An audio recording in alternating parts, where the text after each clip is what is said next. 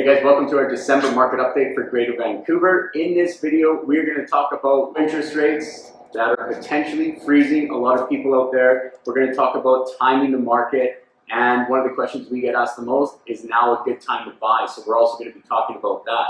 By the way, we're Glenn and Brittany. We're real estate advisors with Angle & Volkers Vancouver. So let's get into this, and let's start off by talking about interest rates. Now, a lot of people that we're speaking with, and even other colleagues that we're speaking with, people are holding off for low rates. Yeah. So is that a good idea or not? Do you hold off on buying because interest rates are higher and potentially get a lower purchase price, or do you wait when interest rates do finally drop and everybody comes back in the marketplace and pay a potential bigger purchase price? Right. So we've talked about this many times. We talk about this all the time with realtors, is going, what makes the most amount of sense for the buyer? Every buyer is so different. But we also have a lot of buyers in this marketplace that aren't buying their dream home right away. They are buying a home that they're going to start out with, then they're going to go into a next home, and then go into the next home and potentially be in their dream home. Right. So equity. Nobody's talking about equity. Equity is the most important thing because that is going to give you the cash to go to your next step. I think the major thing is what everybody needs to look at is how much money am I paying to my interest right now compared to if it goes lower, and then also look at if the purchase price goes up $100,000. Right. So if the purchase price goes up $100,000, your interest rate is lower, your payment's going to look a lot better because interest lower, but how much equity do you have in the property rather than that person that say bought now and waited, a year later, and that's $100,000. They put $100,000 almost in their pocket. Yeah. So maybe let's shine a light on that. So most people seem to be prioritizing low interest rates over high prices. So historically, I recently did a video on this, and I'll put a link down below, or I'll put it up top at the end somewhere. It's a great video. It shows everything. And what it does is it compares interest rates against the housing price index, which is benchmark price for all homes in Greater Vancouver. Now, over the last decade, every time the interest rates went up, prices came down. And of course, we noticed that in 2022. Conversely, every time the rates went down, prices went up.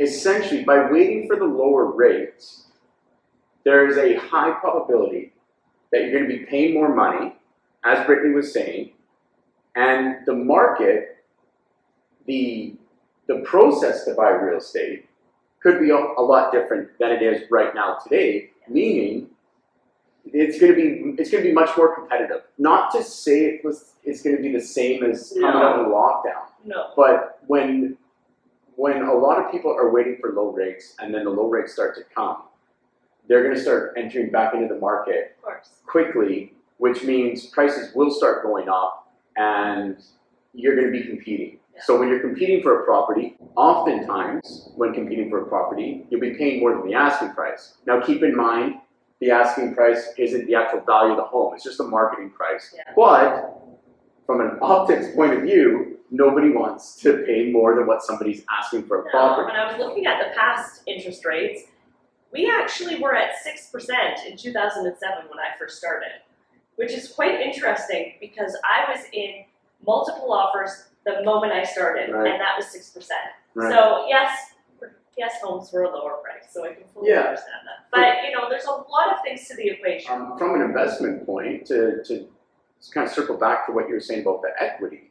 So the purchase price is never going to change, but interest rates do, right? And that's why it's interesting that a lot of people put more value on the interest rate. They do. So to your point, if you bought now at a bit of a higher interest rate, when rates go down and prices go up, as history's proven, then that's where you're going to get that pop in the equity. I guess maybe we'll just chat about when's a good time to buy. Yeah. So point being in that, if you have a secure job and your life circumstances are such that you need to move, then that's when you should do it. Great. Right? So let's talk about timing the market.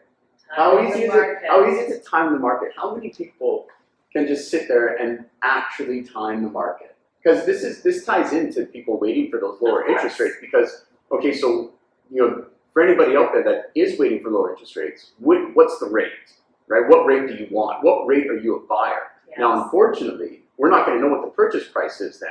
So what if you're financially capable and have a secure job to buy right now, but you're waiting for a higher rate?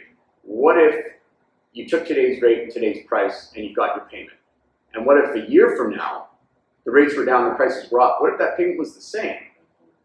Would you have wished that you had made that purchase now? I think we really need to stress that timing the market is incredibly difficult.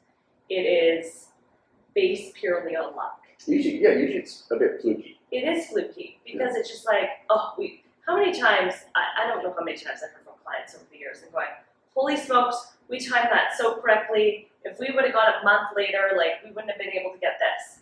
And that's just sometimes how it happens. Right. We didn't plan it that way. And I bet that they were making that move because of life circumstances It was. and financial capability. Exactly. And it just so happened Yes. that it's like, ooh, this worked Exactly. out. So I think that it's really important to know. We've heard a million predictions. How many predictions have we heard over the past 2 years? Weekly. It's, interest rates are, it's not going to be till the end of 2024. Now it's going to be at the beginning of 2024. Are we in a recession? Are we not? Is the economy, what is it going to do? There's just so many numbers going out and so many people trying to play, sort of this role of knowing what's going to happen and what we're going to do. But I think it's really important to stress is that if your circumstance is correct to buy right now, there could be some great opportunity for you rather than waiting when everybody else comes in and then you're stressed and then you're frustrated. What type of buyer are you? Does that make you uncomfortable when you're multiple offers?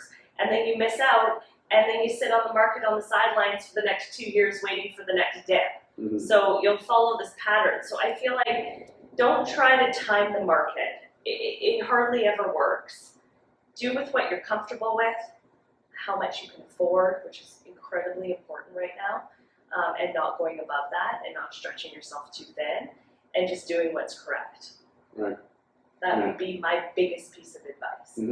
Yeah, no, I agree. And understandably, some people who currently own real estate right now and they want to upgrade, growing family, whatever reason. Some people might need to wait in that circumstance because they're going to have a certain amount of a mortgage balance, and that could be in and around the 2.5, 2.23% range even. Yeah. And of course, to make the next big jump, they're going to need more of a mortgage. And of course, then the rates are higher, so maybe they just don't qualify for that now. It all goes in one big circle. When you really go through the points of lots of different buyers, it does come back to those 3 key things. Right? Where are you in your life, your financial ability, and can you do it? So I think if anybody's looking at buying right now, last year we were saying the same thing. So we had a couple clients that bought, and they did quite well. December generally is sort of like a little bit of a cheeky time to buy because you can sometimes get some really great product for a decent price. Yeah, absolutely. So it's sort of one of those things that, you kind of go back and forth with people waffle and go, is anybody buying December? Yeah. Sure, lots of people do. No, for sure. I mean, because there's just simply, there are less listings on the market in December, but there's a lot less buyers as well, right? So that's sort of what this market is right now. It's, I don't think anybody has to be in a mad panic. Obviously, don't rush into a purchase if it's not the right property. You don't have to make those compromises, but you did coming out of the lockdown when interest rates were super low because people were getting priced out super fast. So not to say that's going to happen again, but we are going to see a bit of that happening again, and that's just going to be a matter of fact. I mean, Vancouver and Greater Vancouver, it's been like that for a very long time, where there's certain properties that are desirable and people will compete for them. We just don't have enough product coming on the market for how many people are coming into Canada and how many people are growing families and so forth. And yes, our inventory is a little, is a little bit higher than it last was, near the beginning of the year. But that generally does change as we get into the new year. So, and less inventory, more buyers. We know what that equation equals. Yeah. So prediction-wise, just be careful. You could find whatever article that that you look at, you could find one saying the opposite. So be careful which one you wanna rely on. As far as people engaging with the realtor early in the process. Yes. So this is kind of a point that we just want to make, that some people, if they're like, well, I'm not going to be buying for 6 months, I'll wait till then to speak with a realtor. As soon as you know you want to buy real estate, whether it's tomorrow or whether it's a year from now, find a realtor, because the more time you have to understand the market, the more time that realtor has to understand what you're trying to accomplish, the better plan you're going to be able to put in place. And when it comes time to buy a property or make that decision or sell and buy a property, you're going to be able to make a much more informed decision because of all of the work that you've been doing up to that point. And the work meaning just following the market, look at active listings, sold listings, go to open houses for the property that you're interested in purchasing in the neighborhood and all that sort of stuff. So when the time comes, you're gonna be much better off. Real estate is stressful, so this will alleviate some of that stress.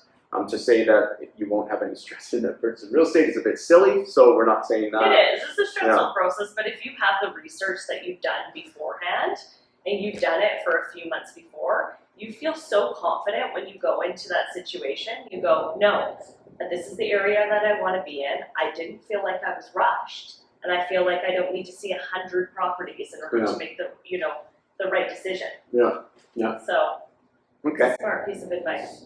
Let's touch on the economy, because a lot of people are always talking about what's happening. We've become economists in the past 2 years. We have looked at every stat, every unemployment rate coming in, what's inflation, what are gas prices doing, because it's all tying in to what's eventually going to happen with the interest rate. So the economy went down. I believe it was 1.1%.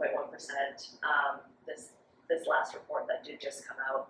And now everybody's going, okay, so, interest rates have done what they needed to do. Is the Bank of Canada onto something? Did they flatten out what we needed? And now is it time? Are we going to lower rates? And now everyone's thinking that it's going to happen sooner than later.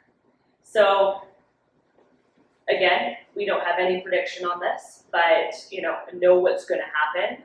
But it's looking like it might be either late spring or early summer, which could really tie into how our seasonal effect happens in the marketplace. Because spring market is obviously one of our busiest times. We haven't followed a lot of seasons the past how many years, because it's just been like go, go, go, go. Government stalls us for something. Go, go, go, go, go. Government stalls. Like, that's how it's been, so we've had no season. So now what I would say is that for my crystal ball prediction is I'm nervous always about saying that, is that really look in the first couple months of January and February, seriously, if you're looking at buying, to seriously look at the marketplace in that, because that could be the opportunity before everybody catches wind that interest rates may come down. Again, it depends what happens in our economy. If it continues to go down, unemployment, so forth. Watch gas prices as well too. That I find is a huge teller of what's happening with inflation as well. So there's little things that we've been watching. Again, we don't know exactly what's going to happen, but things will change. Right. I think rapidly next year. Yeah. Okay. So to wrap things up, make the decision to move when it's right for you. Don't get caught up in trying to time the market. Don't focus too much on the interest rate. Focus more on the purchase price and your personal circumstances, and reach out to a realtor. Reach out to us sooner than later, and start understanding the market and start learning. Yeah, knowledge is power, right? So, and with that being said, happy holidays, everyone. We hope you have a wonderful holiday season with your friends and family, and enjoy making all those beautiful memories. And we will see you in the new year. Yeah. Happy holidays.